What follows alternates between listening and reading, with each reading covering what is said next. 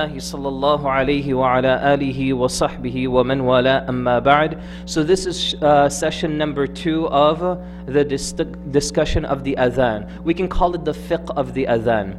Today, inshallah, let's look at a brief explanation of the adhan itself. The adhan starts off with the takbir of Allah Azza wa Jal. Starts off the exact same way that we begin our prayers. Now just think about what the prayer is for you and what you accomplish out of it, what you get out of the salah. The adhan is literally a sample of all of that. You start off by adhering and affirming that Allah Azza wa Jal is the greatest in everything that you think about, in everything that you want to pursue, in everything that you do pursue, and every mistake or flaw that you fall into. Allah is the greatest. Allah always knows best. Whenever an act of worship starts off with the takbir, some of the ulama, they say that the reason for this is to remind you and I that we always have our trust in Allah Azza wa Jal in all of our affairs. Allahu Akbar, Allahu Akbar. And then we repeat it at least 4 times. And then it's repeated again in the iqamah. This all is to embed in our hearts and to affirm in our minds and to affirm in our souls that insha'Allah everything that I will do, everything that will happen in the salah, I will pour it out for the sake of Allah Azza wa Jal. The takbir is actually a sample, it's a door that opens for you to pour out your heart in a salah. That's why it starts off with Allah is the greatest. Then you start off, and how do you affirm that Allah is the greatest? How do you make sure that you have yaqeen and certainty in your heart that Allah is the greatest? Ashhadu an la ilaha illallah, ashhadu anna Muhammadar Rasulullah. This is our kalima. This is the one thing that we stand for. This is what we live and we die for. We live and we die for our kalima. This is our shahada in and of itself. This is the criteria that defines us whether we are Muslim or not. And we testify this when we hear the adhan. This is how the adhan prepares an individual for salah. It prepares your focus. You're going to stand in front of Allah, and He is the Akbar. He is the greatest, the most magnificent. You want to make sure that when you stand in front of Allah Azza wa Jal, you want to make sure that you're sincere, your whole heart is into the salah. How do you do it? Affirm and make sure that your kalima of La ilaha illallah Muhammadur Rasulullah is pure and sincere in your heart. The reality is very simple, brothers and sisters, that a lot of people, they can just utter these words. But most people just don't know what are some of the implications of La ilaha illallah Muhammadur Rasulullah. According to the majority of Aqidah scholars, there are exactly 7 conditions of a valid shahada. 7 conditions of a valid shahada. And one of these conditions is the one that I want to focus on the most. Actually, 2 of them. Number 1 is that the shahada, it must be loved in your heart. You have to love La ilaha illallah. You have to feel that every single time you hear those words, you say those words and you utter those words, it should actually tickle something in your heart and increase your love with Allah Azza wa Jal. This is why the Prophet sallallahu alaihi wasallam once said that this is the strongest dhikr and remembrance that a person can ever do, is that they constantly repeat the shahada of La ilaha illallah Muhammadur Rasulullah. The second condition is one that is called yaqeen. Yaqeen literally means certainty. Why is this so crucial? Because a lot of Muslims doubt certain areas of the deen. This is actually detrimental to their shahada. Let me give you an example. One very classical example is for some Muslims that don't adhere or don't accept the adad al-zawjat. So to have more than one wife. I remember this one sister a long time ago would say to me, and she was Muslim, and she said, I love Islam. Islam is everything to me, and I love this deen. But you see that verse? And she didn't even know what surah it was in, but she goes, I know it's in the Quran somewhere that Allah says that the man is allowed to have more than one wife. I mean, I don't really accept that. But everything else is okay with me. And the question here is her shahada valid if she truly has that in her heart? No. Because one of the conditions is you have to have certainty that everything Allah has sent down to you is from Allah and is the truth. And that's why we have a verse in the Quran that says, سَمِعْنَا وَأَطَعْنَا. Why do we have a verse like this? We hear and we obey. This here, some of the ulama, they say, is because this is the verse that teaches you that you're not going to understand everything about the deen. There's going to be a ton of different issues where you're just not going to know the wisdom of why it happens. Why is it there? Why do we have it, or why don't we have it? So the result on the other side of the equal sign is سَمِعْنَا وَأَطَعْنَا. We hear and we obey. Now, you've established your kalima. You have it within your heart. How do you practice it? How do you illustrate that to Allah Azza wa Jal? Hayya ala salah. Allah Azza wa Jal reveals His adhan and He says to all of us, come to the prayer. That's how you're going to affirm La ilaha illallah Muhammadur Rasulullah in your heart. That's how you're going to make sure that that kalima never leaves you. That's how you're going to make sure that you always stay Muslim. That's how you're going to make sure that you always love the shahada, that you always believe it's the truth, that you always have yaqeen in it. That's how the shahada will stay with you until your death. Would you believe that some of the ulama, they say that because of hayya ala salah and hayya ala al-falah, jazakallah khair, hayya ala salah, hayya ala al-falah, because of this here, and its relationship with the kalima that came before it, this is one of the ways to affirm and give and raise your chances that when we pass away, we will pass away and we will die with the kalima as our last words on our tongue. You know, a lot of people, they ask this question, how can I assure myself that insha'Allah I will die as Muslim? And even if I die as Muslim, how can I affirm myself that insha'Allah my last words are going to be La ilaha illallah Muhammadur Rasulullah? How do you do it? The way that insha'Allah you can guarantee this is Hayya ala salah. Why? Because Hayya ala salah will lead you to al-falah. Hayya ala al-falah. Remember the verse that we quoted to you last week? قَدْ أَفْلَحَ الْمُؤْمِنُونَ. Allah Azza wa Jal says 100% قَدْ أَفْلَحَ. I've given and I've guaranteed that success for the mu'minun. You notice the verse doesn't say قَدْ أَفْلَحَ الْمُسْلِمُونَ. Allah Azza wa Jal categorized, this is a special group of people. These are not just Muslims. This is the highest daraja, the highest level. These are the believers. These are the ones that have their true reliance with Allah Azza wa Jal. How do you know who they are? الَّذِينَ هُمْ فِي صَلَاتِهِمْ خَاشِعُونَ. They are the ones that are focused and have khushu' in their salah. Not الَّذِينَ هُمْ فِي زَكَاتِهِمْ خَاشِعُونَ. Not الَّذِينَ هُمْ فِي صِيَامِهِمْ خَاشِعُونَ. Not الَّذِينَ هُمْ فِي حَجِّهِمْ خَاشِعُونَ. It's only focused on the salah itself. This is why the salah is the key. This is why we're spending so much time and we're walking through salah step by step. This is why, alhamdulillah, all of you are here.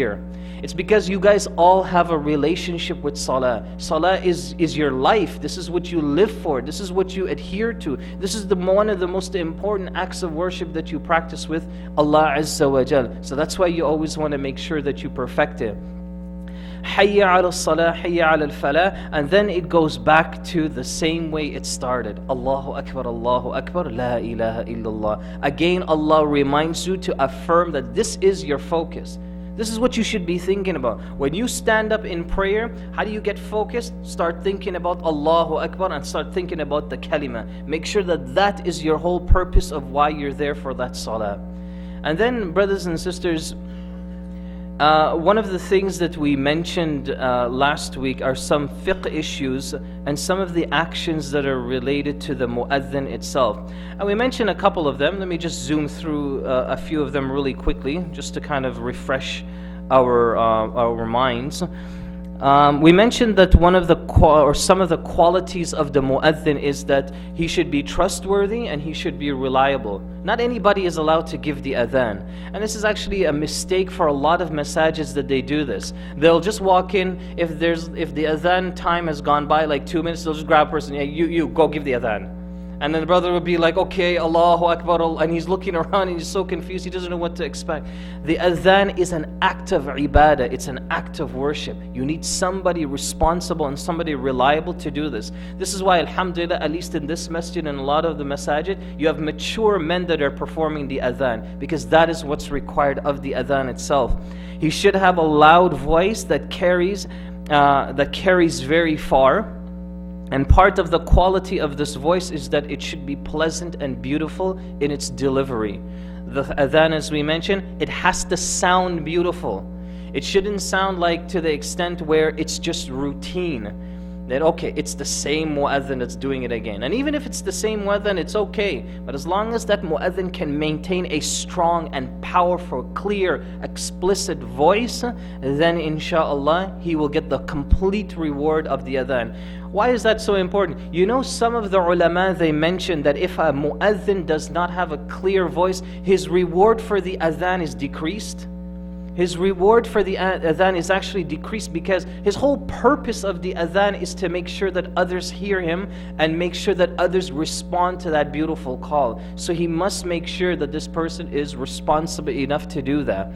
And of course, he should also be knowledgeable about the times of prayer and be diligent in keeping those times of prayer. So the mu'adhin, and I mentioned this last week, the mu'adhin is not to depend on the times that are on the wall or written in the masajid.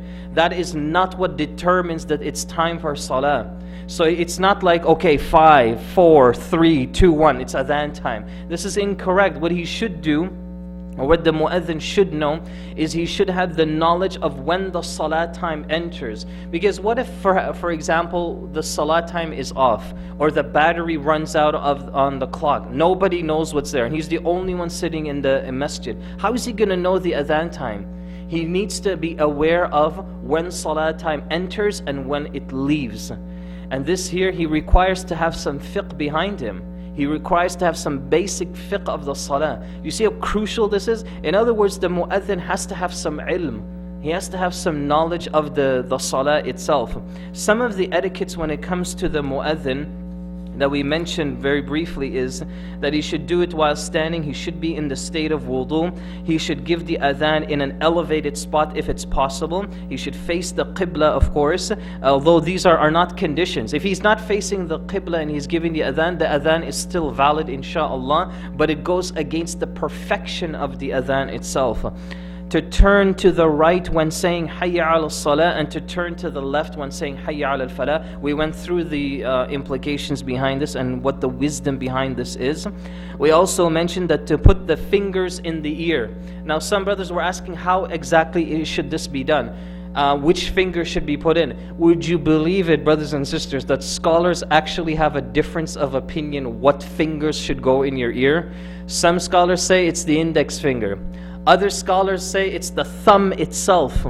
And these are basically the two main opinions. There are a couple of other opinions that say the other fingers, but these are like solitary opinions. Very, very few scholars have said this. These are the two main ones. Majority of scholars say that the index finger is the one that should be on the ear itself. Now, when you take these two fingers, you're not plugging your ears. But what you are doing is that you're drowning out any of the tashwish or the distraction or sounds around you. And this is extremely important for the mu'adhin, because this is how the mu'adhin focuses. This is the khushu' of the mu'adhin. The way that the mu'adhin can concentrate on what he's saying is that he drowns out all of the noise that's around him. And I mean, when you guys do, like if you just literally do this whenever you're speaking or you're reciting, you'll only hear your voice and everything gets drowned out. That's the wisdom behind. And this was narrated on a hadith with Bilal radiallahu anhu that he used to do this as well. We mentioned that beautifying the adhan with one's voice, and also to give the iqamah quickly, to hasten with the iqamah. So the iqamah is the opposite of the adhan. The adhan, you should take your time and do it beautifully. But when it comes to the iqamah, should be done as quickly as possible. To say, another etiquette of the mu'adhin is to say twice, and of course this here is for Salatul Fajr, the adhan for Fajr. This is the adhan for the actual Salatul Fajr itself. as that is to say, as-salatu khayrum min an-nawm, that the prayer is better than sleep. And this was of course based on an authentic hadith of Anas ibn Malik radiallahu anhu. He mentions this in an authentic hadith. What happens if the mu'adhin for Fajr forgets to say that? And it's very, very common that the mu'adhin will forget to say as-salatu khayru min an-nawm. The adhan is still valid and he doesn't have to repeat the adhan, but again he loses that reward depending on why he didn't say it. He will either be sinful for that. So for example, if the mu'adhin feels like, what's the point of saying that, it's not important, he's sinful, because you're denying something that was revealed by Allah Azza wa Jal as part of the adhan. But if the mu'adhin just simply forgot just because he's not used to it, then of course he's pardoned for that, and the adhan inshallah is still counted as a valid one. Another etiquette is that to give the adhan for every prayer only after the time has entered, except for the Fajr prayer, which the adhan is to be given before the beginning of its time. In other words, there are basically two adhans for the Salatul Fajr itself, and this is based on a hadith in Bukhari that this is the practice of Bilal radiallahu anh. Bilal radiallahu anh is the mu'adhin of the ummah of Muhammad sallallahu alayhi wasallam. He's the most famous mu'adhin itself. And this is some of the things that have been narrated regarding that. Now, we mentioned here that to give it for every prayer only if the time or after the time has entered. This is key, guys. It's after the salah time has entered, not at the salah time itself, and especially not before the actual salah time itself. There's an interesting fiqh point that comes out of this. What about in Ramadan when the mu'adhin has to give the adhan for Maghrib so that everyone breaks their fast? Does he give the adhan first, then break his fast? Or does he break his fast first, then he gives the adhan? And would you believe the majority of madhahib, excluding Imam Abu Hanifa, they are of the opinion that the mu'adhin is permitted to break his fast first and then give the adhan immediately. Why? Because the time of Maghrib has already entered. Now this raises a second point. The adhan is not that standard that indicates to you it's time to break fast. If there's no adhan, that doesn't mean that you're not allowed to break fast. You're still going to go ahead and break the fast. So the adhan obviously is done after that time of Maghrib has entered. But the issue that scholars had in Ramadan about this is that, you know how the sunnah of the Prophet ﷺ is to hasten the iftar? Because the Prophet ﷺ says that Allah Azza wa Jal has blessed this ummah with a late suhoor and an early iftar. So for the way the mu'adhin to accomplish that, he's going to go and give the adhan, and everybody's going to break their fast. But he's going to do the adhan, he's going to finish the adhan, and he's just going to have a small moment for himself to break his fast. This is why the scholars, they allow only the mu'adhin to do this. And that is, when the time is entered, he's allowed to break his fast immediately, then go ahead and give the adhan. And after the adhan, if the need arises, he can also do the iqamah as well.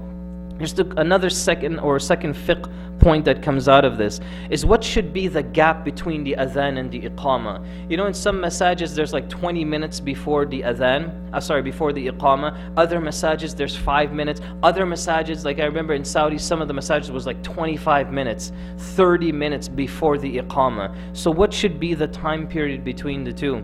Honestly speaking, brothers and sisters, the Sharia doesn't have a specific amount of time. This is something that goes back to the majority of the community. What does the majority of Toronto do? The majority of Toronto is between 5 to 10 minutes between each of the adhan and the iqamah, with the exception of Salatul Maghrib. Salatul Maghrib, the reason why many of the masajids don't have a gap or a waiting period between the adhan and the iqamah is simply because the Maghrib time is so short.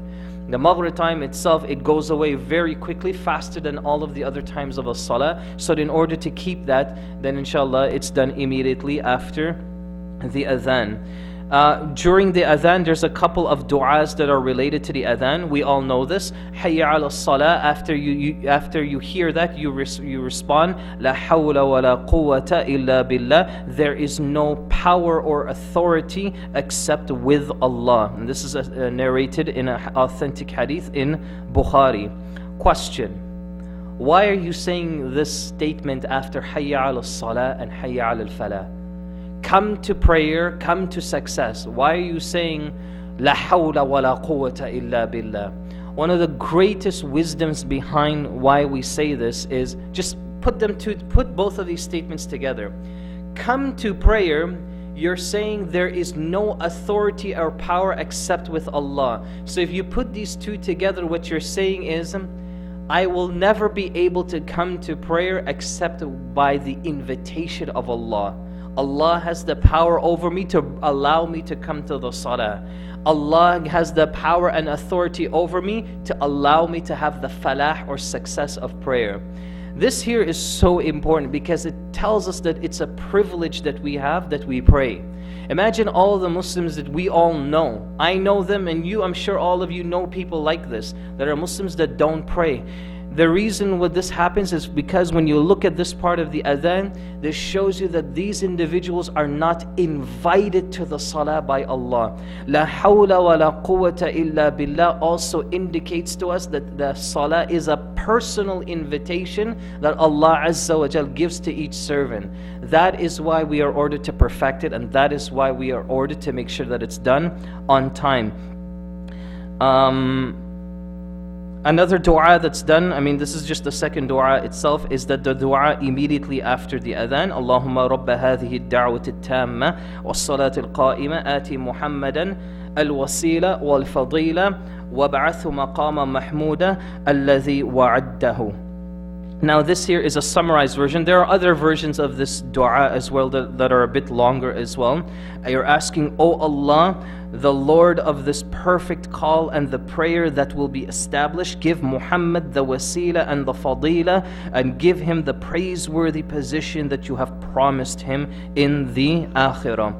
Now, one of the questions that we mentioned before we conclude, inshallah, is the adhan that you hear off of like gadgets or the radio or the cell phone. According to the ulama, this is one of those contemporary fiqh issues. So these are not issues that you're going to find in like Ibn Qayyim's book. You're not going to find in Imam an-Nawawi's discussion of salah. These are just new issues that have come up. So what scholars have issued a very important fatwa that when you hear adhan off of a gadget, it's not counted as an adhan in the first place. So it's not required for you to say the dua after you hear that adhan. Remember, we mentioned that the adhan of your cell phone is not counted as an act of worship. You cannot just hold the adhan, put a microphone on it or use it in your home and say, khalas, we have a mu'adhin now in our home. This doesn't count.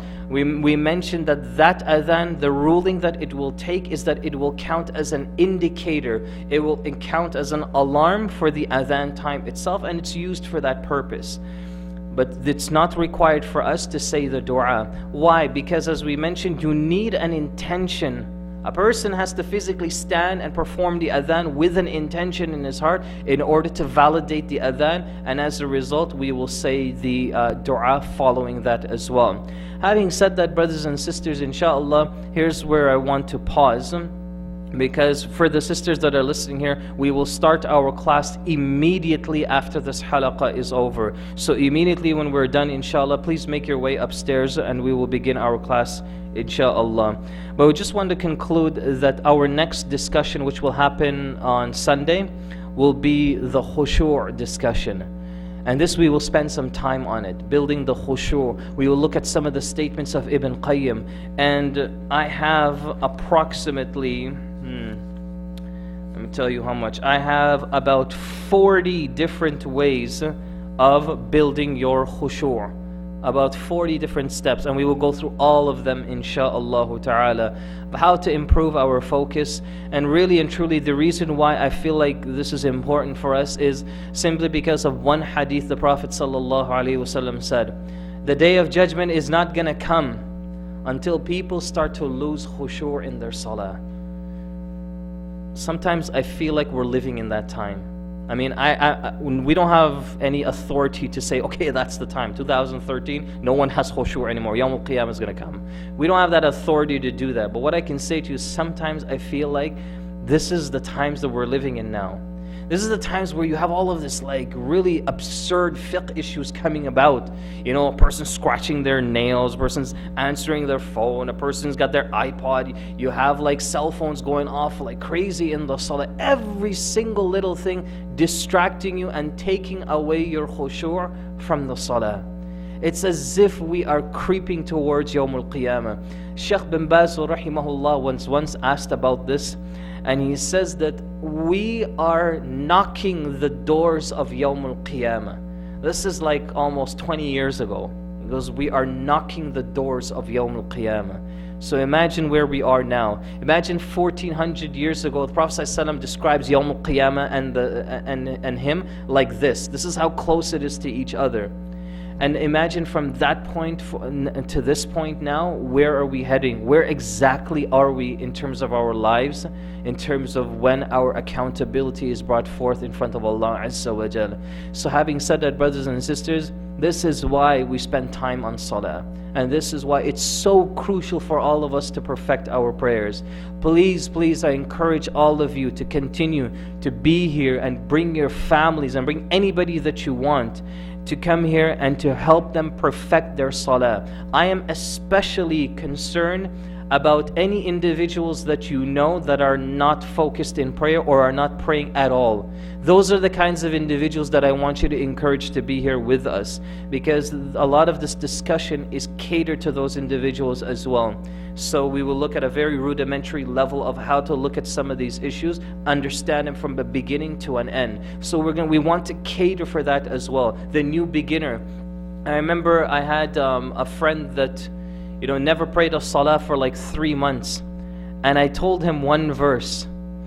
And I said, what are you going to do if you happen to be amongst those people that may enter Allah's punishment in His hellfire? I knew this brother very well, so I had the guts to say this to him. I was like, what are you going to do if you enter Allah's hellfire? And the angels come up to you and says, مَا سَلَكَكُمْ فِي سَقَرٍ. Are you going to be one of those people that are going to respond, قَالُوا لَمْ نَكُ مِنَ الْمُصَلِّينَ? Are you going to be the ones who are going to respond and say, I wasn't of the people who prayed? The angels are going to come to those people in the hellfire and ask them, how'd you end up here? مَا سَلَكَكُمْ فِي سَقَرٍ. How did you slowly creep your way into Allah's hellfire? The first response is, they're not going to say we didn't read Quran. They're not going to say that we didn't perform Hajj. They're not going to say that we weren't good to our parents. The first thing that they're going to say is, we weren't of the people who prayed.